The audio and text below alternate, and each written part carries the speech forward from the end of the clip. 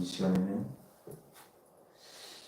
영원한 세상을 위한 준비라는 제목으로 영원한 세상을 위한 준비라는 제목으로 말씀을 나눠보겠습니다.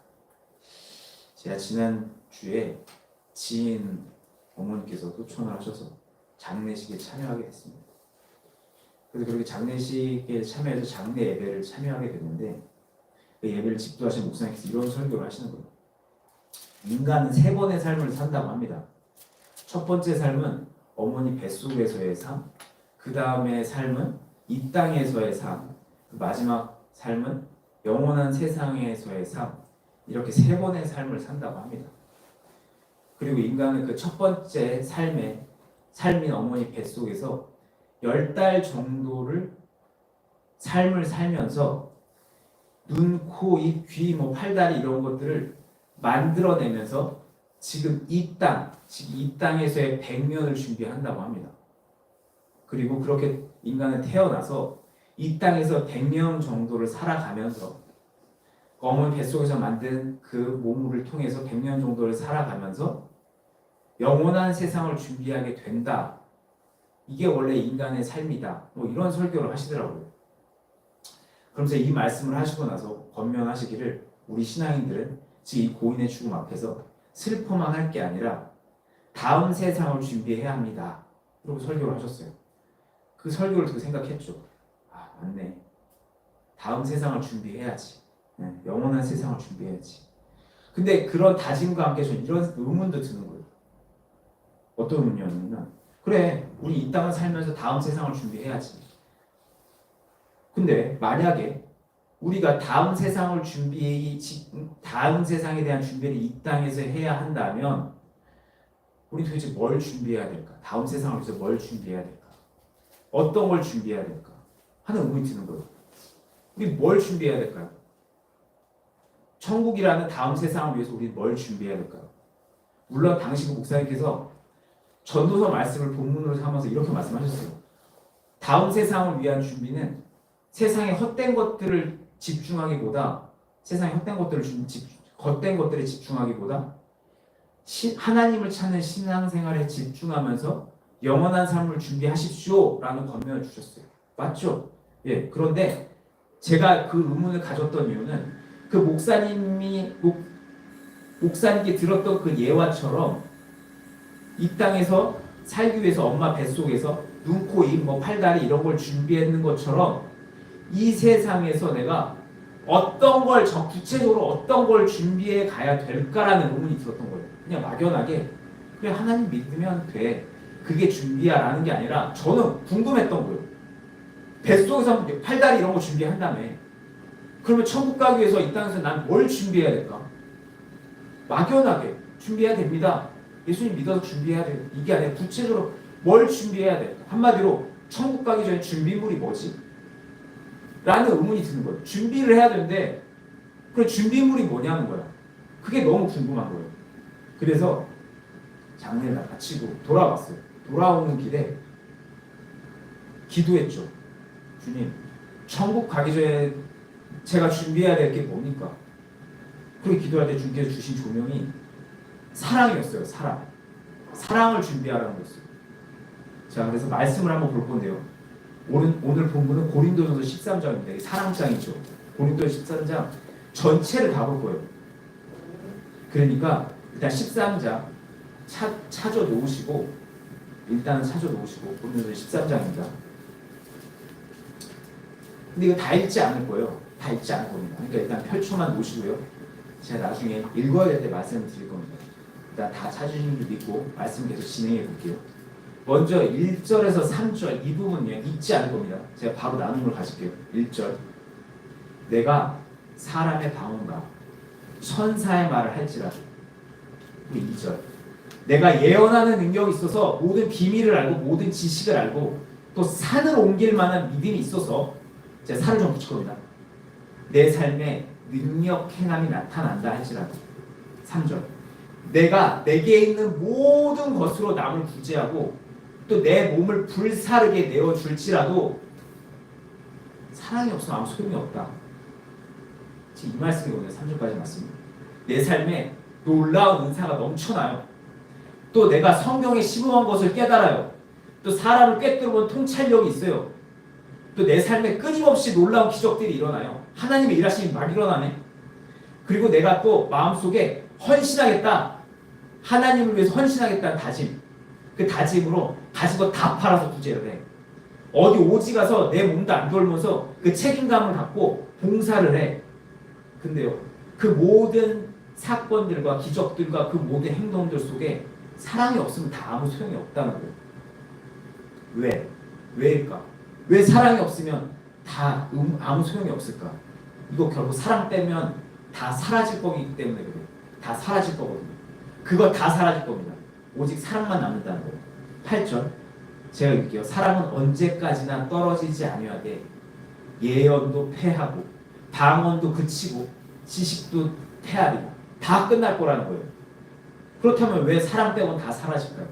왜 사랑만 남을까? 자, 이게 그냥 저에게 조명된 이유예요. 이 땅을 우리가 살아가다 보면 우리는 엄마 뱃속에서 목소리만으로 부모님을 인식하듯이 뱃속에 부모님 안 보이잖아요. 그러니까 목소리만으로 인식할 수밖에 없겠죠. 근데 12절의 표현을 가지고 보면 그렇게 흐린 거울로 보듯이 하나님을 희미하게 인식하게 됩니다. 하나님을 희미하게 인식하게 돼요. 이 땅에 있을 때는. 세상이 다르니까.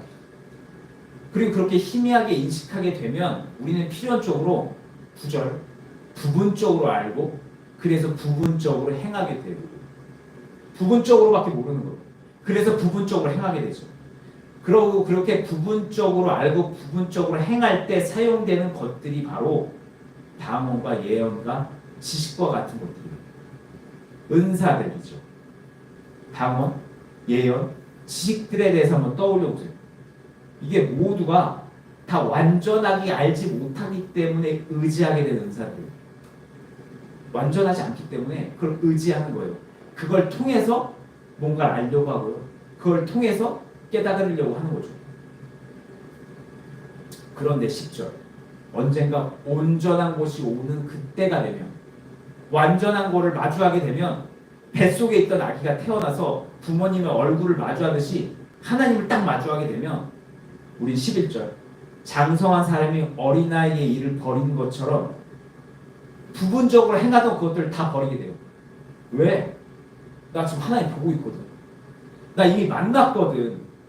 방언이 무슨 필요가 있냐는 거예요. 예언이 무슨 필요가 있어요.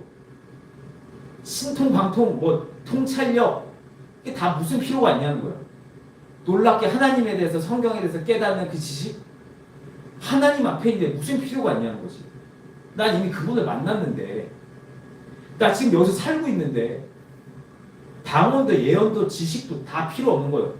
막 불 뿜고 다 필요 없는 거예요. 그럼 또 사랑이 없는 헌신? 이거는 말할 것도 없어요. 이거 자기의예요. 책임감으로 하는 헌신? 그건 아예 천국에서는 필요도 없는 거죠. 하지만 사랑은 다르죠. 사랑은 왜 남을까요? 사랑은요, 천국에서 주님 뵙는 그날에도 사라지지 않아요. 왜? 아니, 오히려 꼭 필요하죠. 왜? 사랑은 하나님의 모습이기 때문에 그래요. 요한일서 4장 16절에 하나님이 우리를 사랑하시는 사랑을 우리가 알고 믿었노니 사랑은 하나님은 사랑이시라. 하나님은 사랑이시라. 사랑 안에 거하는 자는 하나님 안에 거하고 하나님도 그 안에 거하시느니라. 그러니까 사랑이 하나님이라는 거예요. 그러다 보니까 사랑은 하나님의 모습이에요. 그렇기 때문에 사랑은 천국에서도 사라지지 않는 거예요. 지금 이 나눔의 의미가 닿으세요? 바로 닿으시는 분들도 계시고 닿지 않으시는 분들도 계실 텐데 이 이유를 들으시면 더 닿으시게 될 거예요. 하나님은 사랑이시죠. 그래서 사랑은 하나님의 모습이에요. 그리고 그렇게 사랑은 하나님의 모습인 동시에 하나님을 닮은 하나님의 자녀인 천국 백성들의 모습이기도 해요. 천국 백성들의 모습이 사랑이라는 거예요. 그리고 그래서 사랑은 천국에서 사라지지 않죠. 왜냐하면 그 사람들 모습이거든. 그게 천국에서 그래서 꼭 필요한 은사인 거예요. 그래서 사랑은 그 모든 은사 중에 더 큰 은사라고 이야기할 수 있죠. 고린도전서 12장 31절에 너희는 더 큰 은사를 사모하라. 내가 또한 가장 좋은 길을 너희에게 보이리라. 사랑을 얘기하는 거예요. 여기까지 다 외우시죠? 한마디로 눈, 코, 입, 팔다리가 있는 것이 이 땅 사람들의 모습이었다면 천국은 사랑이 바로 그 사람들 모습이었다는 거예요. 우리가 지금 외우고 있는 모습처럼 그 사람들 모습은 사랑이에요. 그러니까 사랑은 거기에서 그때까지 꼭 가는 거예요. 아니 꼭 필요한 거죠. 그러다 보니까 여기까지 말씀을 준비하다 보니까 예전에 제가 성도님들께 사랑에 대해서 전하다가 말씀드렸던 간증이 하나 떠오르더라고요. 어떤 간증이었냐면 어떤 천국 문 앞에 가셨던 어떤 목사님 간증이었어요. 박 존스 목사님이라는 분이었는데 어떤 간증이었는지 기억나시는지 모르겠는데 주님께서 천국에 들어오는 이들에게 물으시는 거예요. 뭐라고 물으셨냐면 네가 이 땅에서 얼마나 많은 일을 했느냐, 네가 이 땅에서 얼마나 많은 헌금을 냈느냐 라고 묻지 않으시고 네가 사랑하는 법을 배웠느냐 라고 물으셨다는 그 간증 기억나시죠? 그런데 지금에 와서 그 간증을 다시 떠올려 보니까 주님의 그 질문, 네가 이 땅에서 사랑하는 법을 배웠느냐, 그 질문은 바로 네가 천국 백성의 모습을 준비했니? 라고 물으셨다는 거예요. 그 천국 사랑이라는 준비물을 네가 준비했니? 라는 질문으로 새롭게 들려지더라고요. 네가 사랑하는 법을 배웠니? 네가 천국 백성의 삶을 위해서 준비했니? 그걸 물으신 거였어요. 그래서 저는 지난 성도님들께 권면드리고 싶어요. 천국에서의 그 영원한 삶을 위해서 우리가 준비할 건 사랑이고 그 사랑을 계속 준비해 보시길 바랍니다. 참고로 저는 지금 믿음으로 구원받는다는 것을 부정하는 게 아니에요. 우리 분명 믿음으로 구원받아요. 우리 분명 예수 그리스도를 믿는 그 믿음으로 천국에 입성하게 됩니다. 그런데 어떤 분들은 이런 의문과 함께 이 말씀을 읽으면서 어떤 분들은 이 사랑을 이야기하는 고린도전서 13장의 마지막 절인 13장의 마지막 절인 13절을 읽으면서 그런즉 믿음, 소망, 사랑 이 세 가지는 항상 있을 것인데 그 중에 제일은 사랑이라 이 말씀에 의문을 갖고 계시는 분들도 있더라고요. 아니 우리는 믿음으로 구원받는데 그 중에 사랑이 제일이라고 왜 바울 사도는 말했을까? 그럼 믿음이 제일 중요한 거 아닐까? 왜냐면 믿음으로 우리 구원받는데. 어떻게 생각하세요? 우리 믿음으로 구원받잖아요. 그런데 바울 사도는 왜 믿음과 소망보다 사랑을 더 제일이라고 얘기했을까요? 이 의문에 대해서 어떤 분들은 이런 얘기를 합니다. 아니 우리가 믿음과 소망을 갖는 건 주님 뵙기는 날까지 이걸 지키려고 이거 갖고 있는 거 아니냐. 근데 내가 주님을 뵀어. 그럼 더 이상 믿음도 필요 없고 소망도 필요 없는 거 아니야? 다 이루어졌으니까. 믿음이 다 이루어졌으니까. 더 이상 소망도 패해지고 믿음도 패해지는 거야. 그래서 사랑이 제일이라고 말했던 거지. 라고 말씀하시기도 해요. 일단 틀리지 않는 것 같아요. 결국 하나님 앞에 서면 믿음의 대상, 소망의 대상이 바로 눈앞에 계시니까 믿음도 소망도 앞에 말씀드린 은사들도 결국 다 의미가 없게 되겠죠. 그렇게 생각하면 틀린 말씀이 아닙니다. 맞죠? 다 맞아요. 하지만 저는 이 고린도전서 13장 말씀을 읽으면서 이 의문에 대해서 묵상을 하다가 이런 결론에 이르게 됐어요. 어떤 결론이냐? 바울 사도가 믿음과 소망보다 사랑을 제일이라고 했던 이유는 믿음과 소망이 천국에서 다 사라져서가 아니라 믿음과 소망이 성숙돼서 결국 사랑이 되기 때문에 그래서 그랬던 거구나 하는 조명을 받게 됐어요. 이게 무슨 소리냐면 저는 사랑이 되게 부족한 사람이에요. 그래서 사랑에 대해서 진짜 많이 고민을 합니다. 어떻게 하면 사랑을 할 수 있을까? 진짜 사랑이 뭘까? 진짜 고민을 많이 해요. 그래서 제가 많이 찾아보거든요. 진짜 이게 사랑이라는 게 도대체 뭘까? 어떻게 하면 사랑할 수 있을까? 그래서 성경을 통해서 이런 답을 찾을 수 있었어요. 성경에 이런 말씀이 있습니다. 기도하는 가운데 찾을 수 있었던데 아버지께서 알려주신 것 같아요. 성경은 말씀이에요. 계명의 끝이 결국 사랑이라. 마태복음 22장 37절로 40절에 이런 말씀이 있어요. 37절로 40절 제가 읽어볼게요. 37절 예수께서 이르시되 내 마음을 다하고 목숨을 다하고 뜻을 다하여 주 너의 하나님을 사랑하라 하셨으니 38절 이것이 크고 첫째 되는 계명이요. 39절 둘째도 그와 같으니 내 이웃을 내 자신과 같이 사랑하라 하셨으니 40절 이 두 계명이 온 율법과 선지자들의 강령이니라. 자, 마태복음 22장은 지금 말씀하고 있죠. 계명을 온전히 준수하는 모든 경건은 결국 주를 향한 사랑으로 매듭지어진다. 사랑으로 간다는 거예요. 결국 계명을 온전히 다 지키는 거의 결론은 그 근본적으로 들어가면 결국 사랑으로 매듭지어진다. 이웃을 향한 모든 경건 다 지키려고 하는데 그거를 다 하나로 뭉뚱겨서 하나로 딱 모아보니까 결국 이웃을 향한 사랑으로 매듭지어진다. 그래서 온 율법과 선지자들의 강령이 뭐다?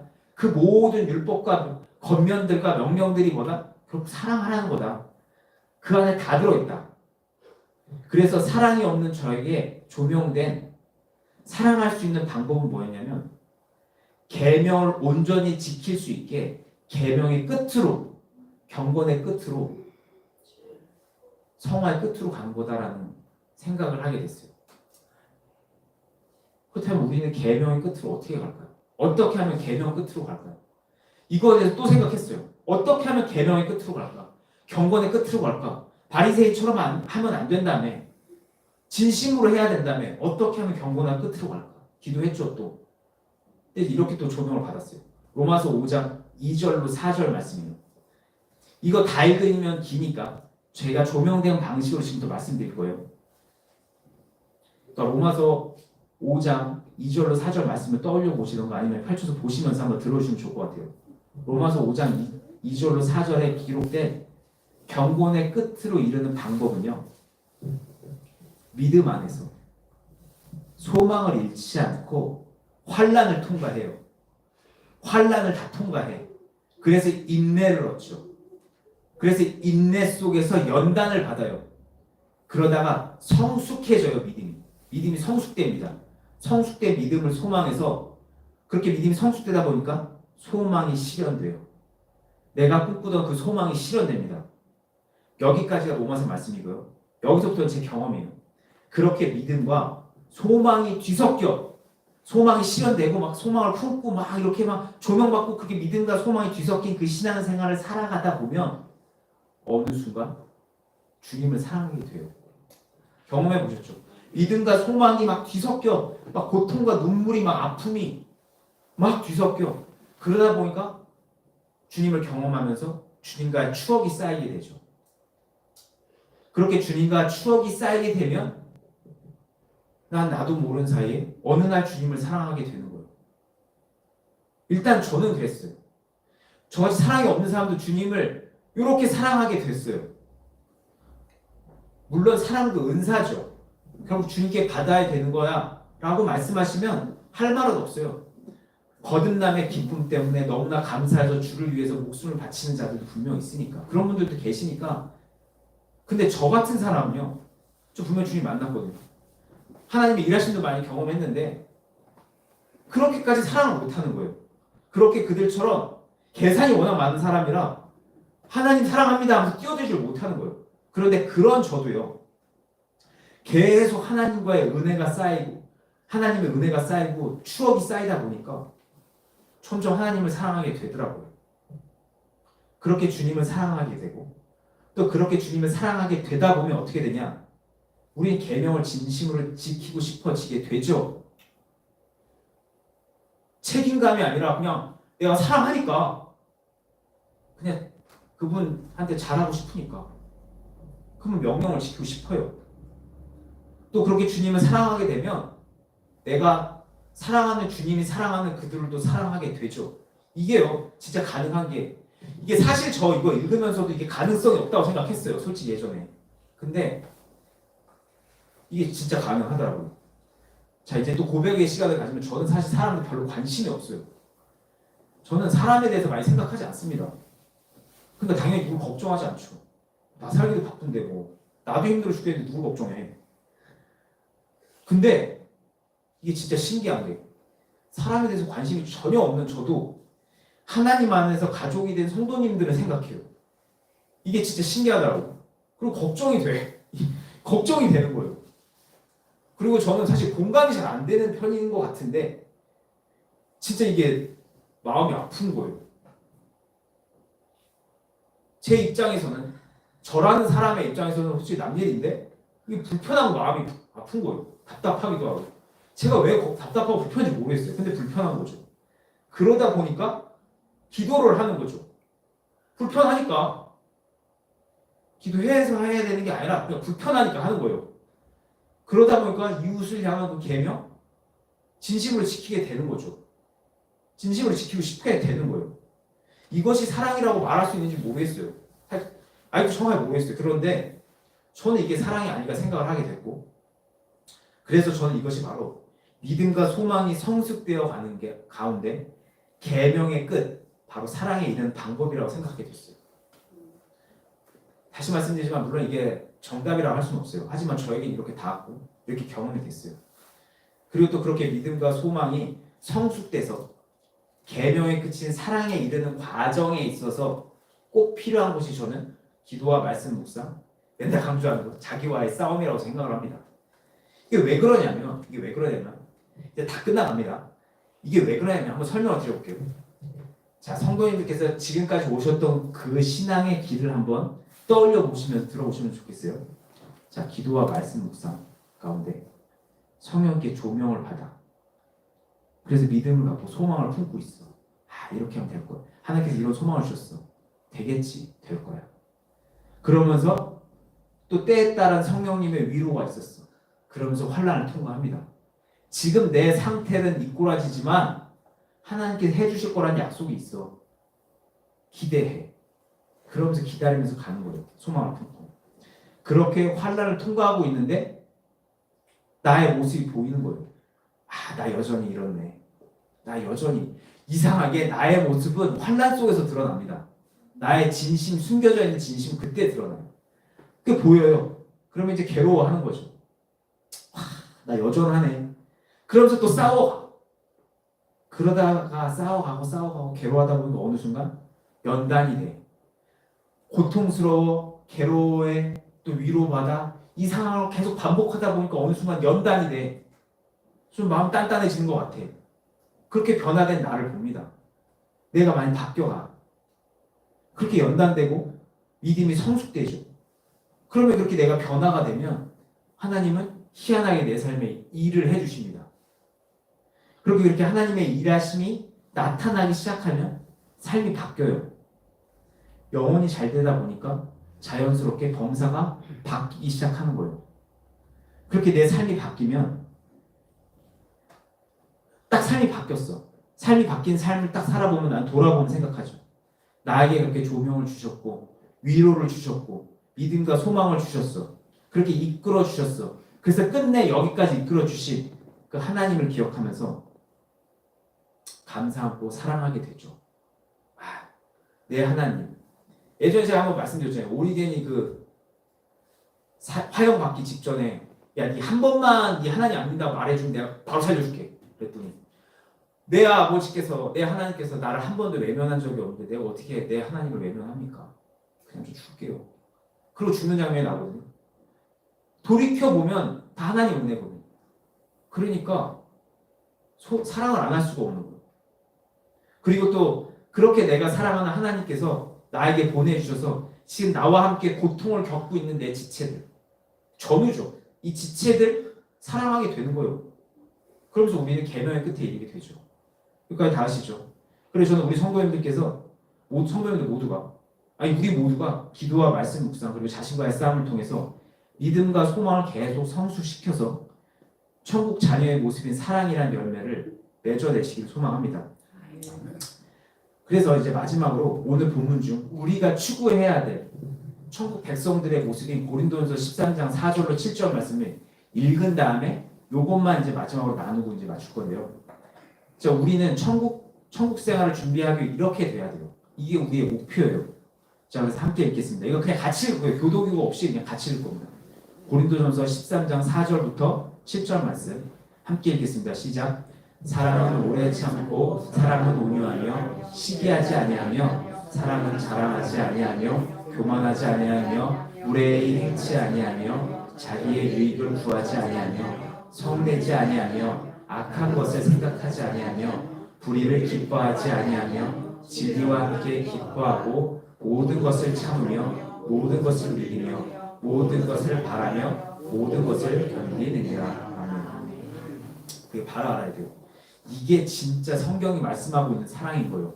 내 생각과 내 판단과 내 감정에 따라서 막 애정을 표현하다가 내 뜻대로 반응이 없다? 그럼 섭섭해하고 분노하고 미워하고 막 내가 날 사랑해 날 사랑해. 이게 사랑이 아니라 고린도전서 13장에 말씀하고 있는 이게 사랑이거든요.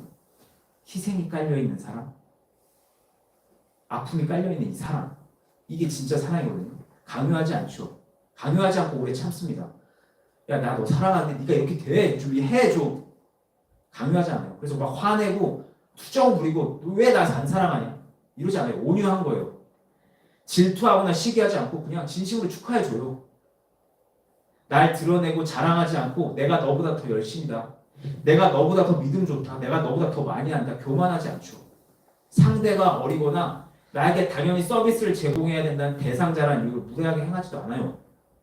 내 유익만도 구하지 않죠. 막 승질내지 않아요. 내 가족이라고 편해갖고 막 승질내지 않아요. 원한을 품지도 않죠. 불의도 기뻐하지 않아요. 그게 나에게 어떤 즐거움을 주고 어떤 유익이 되더라도 하나님 앞에서 불의하다? 기뻐하지 않는 거예요. 대신 진리와 함께 기뻐하죠. 말씀을 묵상하면서 진리에 여기신 성령님과 함께 하나님의 뜻 안에서 기뻐해요. 아, 하나님의 뜻이 그러니까 아버지가 기뻐하는 게 나도 기뻐하는 거예요. 그게 기뻐져요. 사랑이신 하나님의 뜻대로 나도 그냥 똑같이 기뻐지는 거예요. 또 허물을 덮어주고 참죠. 허물을 덮어주고 참죠. 내가 넘어가 주는 거예요, 그냥. 또 하나님의 모든 약속과 그 말씀을 의심하지 않고 따지지 않고 믿고 하나님도 믿고 또 그들도 의심하면서 추궁하지 않고 그냥 다그치지 않고 믿어주는 거예요.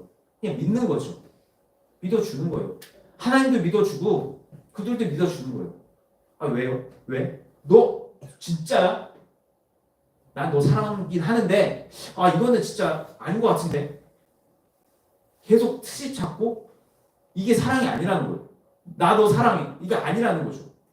또 상황이 어떠하든 모든 상황 속에서 바라기를 표현 달리하면 소망하기를 놓치지 않아요. 모든 상황 속에서 포기하지 않는 거예요. 소망을 놓치지 않는 거예요. 그리고 마지막으로 그거 다 견디는 거죠. 그래서 견디는 거죠. 이게 성경이 말씀하고 있는 진짜 사랑이거든요. 이게 바로 천국 백성들의 모습이고요. 이게 우리가 목표로 해야 될 성화의 모습이에요. 이렇게 성화가 되는 거예요.